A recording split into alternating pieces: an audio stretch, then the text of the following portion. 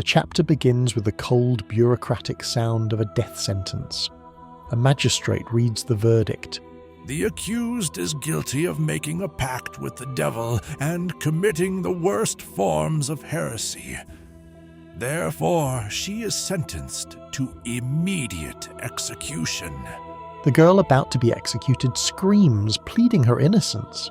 It's a lie. You have to believe me. I'm not a heretic. I swear. The blade falls, and her head is severed. The crowd is left in shock. The magistrate approaches a dignitary observing the scene and says, "Your Excellency, the execution is complete." The count replies, "Good work." The magistrate hesitates. "But sir, this is the 5th time this month. I wonder if we're going too far. If we continue like this, His Majesty might intervene." The count dismisses him cold-bloodedly. It doesn't matter. Arrest any drifter or spy on charges of heresy. I do this for the good of my people. It is my duty to protect the kingdom from these accursed heretics. Preserving the safety and existence of my people is my primary desire and my absolute joy. I will not allow anyone to interfere with that. "As you command, my lord," the magistrate replies. The severed head of the girl lands on the ground, rolling to a stop at Guts' feet.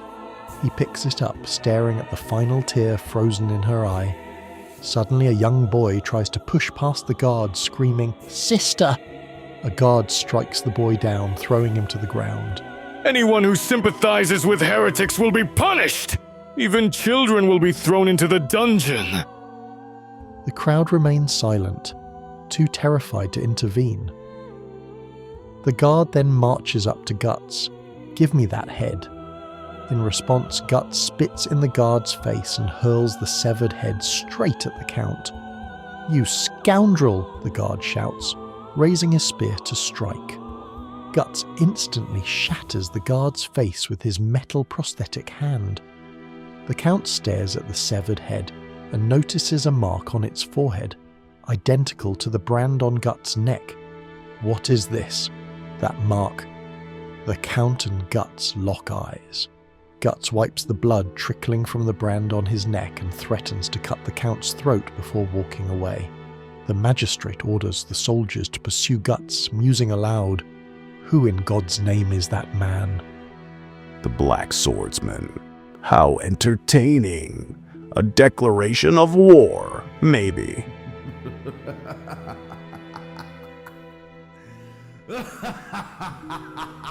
His laughter echoes through the room while he crushes the girl's severed head. Later, Guts is seen running through the city, tracked by a mysterious figure. He evades the guards, but eventually hits a dead end. After an investigation, you are under arrest for conspiring with heretics. A guard announces, placing a sword against Guts' neck. Resist, and you lose your life. In a split second, Guts grabs his massive sword and cleaves the soldiers' bodies in half. The remaining troops are horrified. What kind of sword is that, they wonder? It is described as huge and thick, absurdly so. Less like a sword and more like a raw slab of iron. What are you doing? Attack him! Their captain shouts. Guts begins to slaughter them one by one. Above, archers on a tower prepare to fire, but Puck appears. He warns Guts and unleashes a blinding flash of light to distract the archers. Guts strikes the foundation of the tower, bringing it crashing down. "I saved your life, didn't I?" Puck says. "You're still here?" Guts grunts. "You owe me one now," Puck insists. As he speaks, a soldier sneaks up behind him. Guts grabs the soldier and severs his hand instantly. Puck falls to the ground in shock. "Now we're even," Guts says. "You're taking this too far," Puck cries. But before he can finish, a massive figure appears behind him. The soldiers cheer. Lord Zandark. That's quite a sword you've got there, little man. This guy is huge, Puck thinks. Let's see how your sword fares. When I put it to test against this war hammer, Swinging his massive weapon down. Guts dodges. Zondark attacks again, and the blow strikes a soldier instead. Zondark corners Guts against a wall and swings. Guts dodges and the hammer smashes into the wall. what's the matter? Nowhere left to run. It isn't a matter of size. If you can't control your weapon, it's nothing but a burden. Guts finds his opening. With a powerful swing, he shatters the iron hammer. Shrapnel flies into Zondark's face and eye. Guts stomps on Zondark's face, saying, I couldn't agree with you more. before kicking him into the gathered soldiers. The soldiers swarm Guts again. You miserable wretch, one shouts. Puck panics, calling out to Guts, who thinks to himself, they just don't end. Suddenly, smoke bombs hit the ground, filling the area with a thick fog.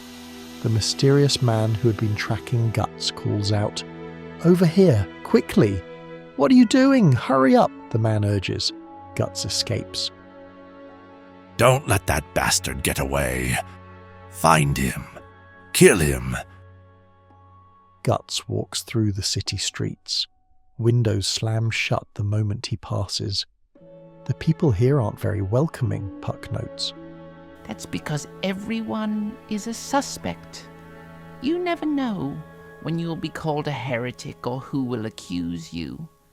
They aren't just afraid of strangers. They fear acquaintances, neighbors, friends, even family.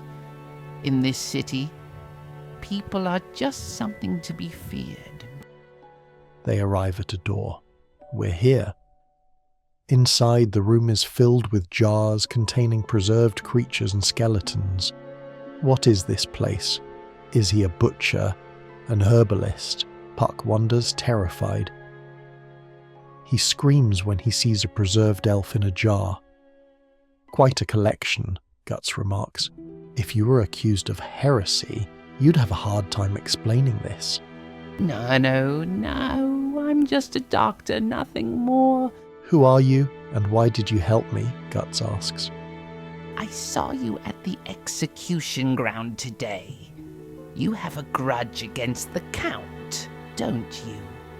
Is it revenge? Guts kicks the crutch the man is leaning on.